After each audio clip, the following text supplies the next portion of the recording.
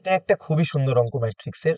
এই অঙ্কটার ট্রিক্সটা আমরা বিভিন্ন কম্পিটিটিভ এক্সামেও কাজে লাগাতে পারি।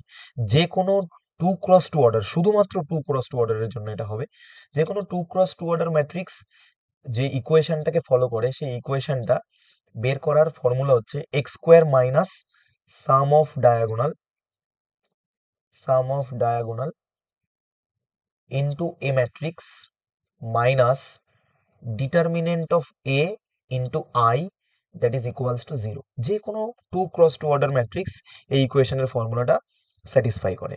সো দেখো এখানে আমরা কি পাবো, এ স্কোয়ার মাইনাস সাম অফ ডায়াগোনাল, তো এখানে টু আর ওয়ান, ওয়ান আর ওয়ান দুটোকে আমরা সাম করলে পাবো ওয়ান প্লাস ওয়ান মানে টু, টু এ মাইনাস ডিটারমিনেন্টটা কত হবে, ক্রস মাল্টিপ্লাই করে মাইনাস করে দেবো, ওয়ান ইন্টু ওয়ান করলে ওয়ান হবে, মাইনাস টু ইন্টু টু করলে ফোর হবে। So one minus four that is minus three.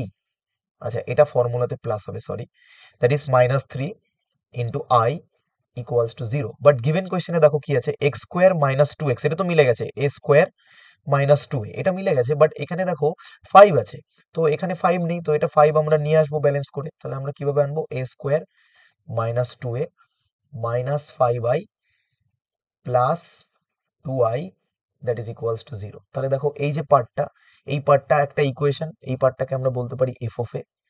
হ্যাঁ, ওকে, কেন কি ইকুয়েশনটাকে স্যাটিসফাই করছে, that is equals to minus two I. So what is the value of I, minus two into I মানে হচ্ছে one zero and zero one, that is minus two zero zero minus two. So option A is the correct answer. আশা করি সবাই বুঝতে পেরেছো।